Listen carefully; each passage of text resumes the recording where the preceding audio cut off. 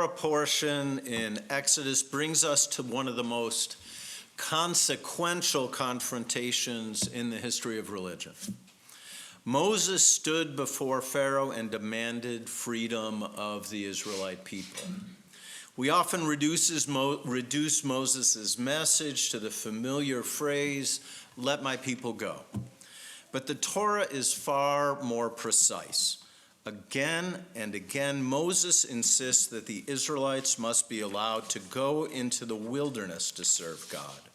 What is being requested is not merely release from forced labor, it's the right to assemble, to worship, and to come together as a people with a moral purpose. Unfortunately, at numerous points in our country's history, our leaders have acted in ways that echo Pharaoh's behavior. They are not Pharaoh. That distinction matters. In the Jewish tradition, we do not engage in ad hominem attacks. We don't attack the person, we critique the conduct.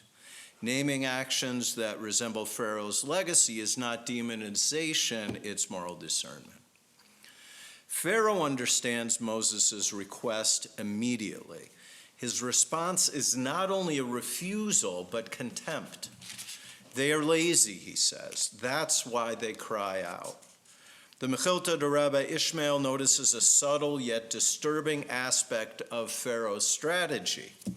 Each time the Israelites begin to speak collectively, Pharaoh increases their workload. Straw is withheld, demands are intensified. Slavery, the Midrash teaches, is not sustained only by physical oppression, but by preventing people from creating a shared consciousness. A people that cannot assemble cannot imagine an alternative to its suffering. Isolation is Pharaoh's most effective tool. Pharaoh's not afraid of worship alone. He's scared of worshiping together. He fears what happens when individuals discover their pain is shared. He feels their voice becoming stronger when joined to others. That insight lies at the heart of our tradition's understanding of redemption. The Passover Haggadah does not describe the Exodus merely as escape, but as transformation. We begin by saying, Avadim hayinu, we were slaves. And the Aramaic piyut concludes, Ata b'nei chorin, now we are free. The Haggadah names this journey me'avdut lecherut, from bondage to freedom, and adds from sorrow to joy, from darkness to great light. And these are not only inner emotions. They describe a transformation of social reality. Bondage is not only chains, it is enforced silence. More so, the Haggadah insists that in every generation, each person must see themselves as though they personally went out of Egypt. We may see this as an individual call, but that obligation is embedded in a ritual that can only be fulfilled in community. The Exodus story must be spoken, questioned, challenged, and retold together. Talmud and Tractate Pesachim goes so far as to insist that even a solitary person must articulate the story verbally, because redemption that remains unspoken is incomplete. Silence in rabbinic thought is not neutrality. Silence is a residue of slavery. Midrash deepens this further. Exodus Rabbah famously teaches that Israel was redeemed because they did not abandon their names, their language, or their communal bonds. These are not incidental details. Names, language, and assembly are the building blocks of peoplehood. The Midrash implies that even under extreme oppression, Israel retained the capacity to recognize one another and to stand together. Redemption begins when people still know who they are and who stands beside them. This rabbinic vision insists that freedom is never merely individual.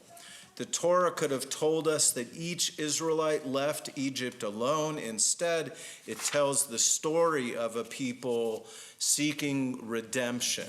Freedom that cannot be shared, narrated, and defended in public remains fragile.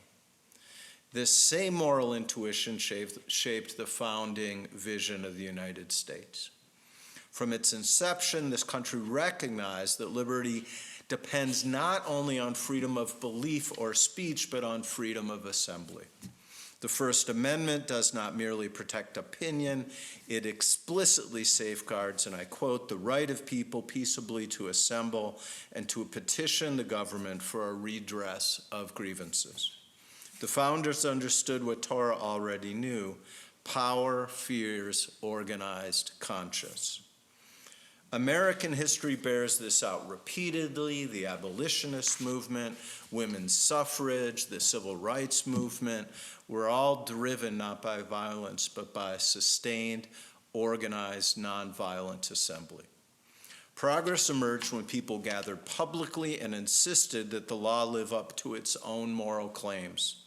Democracy is not threatened by peaceful protest, it depends upon it. Which brings us to our NRT community, where the Torah asks us something that is quite demanding. Perkei Avot tells us that disagreement is sanctified when it's conducted l'shem shamayim, for the sake of heaven. The rabbis understood that justice emerges not from unanimity, but from principled struggle carried out within moral boundaries. In a community like ours, people come into this sanctuary carrying different experiences, fears, and convictions. Some feel urgency and moral alarm. Others feel exhaustion or anxiety. Some worry about order, others worry about justice. And the Torah does not ask us to erase those differences. What it asks is something more profound. We must speak with integrity, and we must refuse to let fear harden our hearts. This conversation is not about parties or personalities. It's about the moral conditions that allow a society to remain free. And that framework helps us think carefully about our own moment.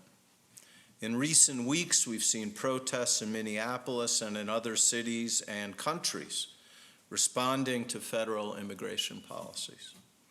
The Constitution protects these protests. Protests rooted in concern for human dignity, conducted nonviolently, belongs firmly within our country's moral inheritance. Judaism does not romanticize disorder. The Torah demands responsibility even in resistance. To defend the right to peaceful protest is not to endorse every position, slogan, or tactic. It's to protect the sacred space where conscience can be voiced without fear and where society can correct itself without tearing itself apart. Nonviolence is not weakness. It's the strength to insist to justice without destroying the fabric of our community. So we circle back to Pharaoh. Pharaoh doesn't outlaw belief. He outlaws gathering. He does not deny God outright. He denies the people the right to assemble in God's name.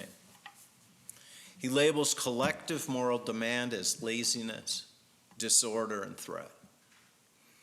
And the rabbis understood what Pharaoh understood instinctively.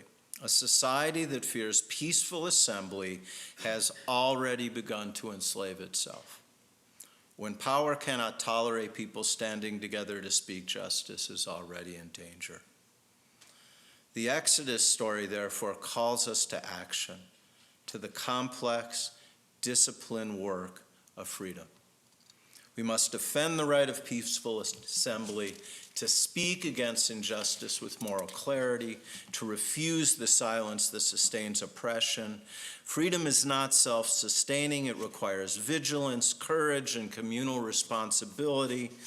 Whenever people are denied the right to assemble peacefully in pursuit of justice, the journey from me'avdut l'cherut, from bondage to freedom, is not yet complete.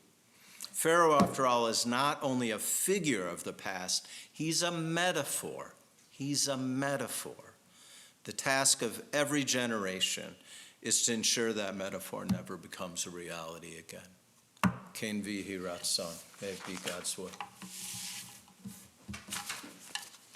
We are going to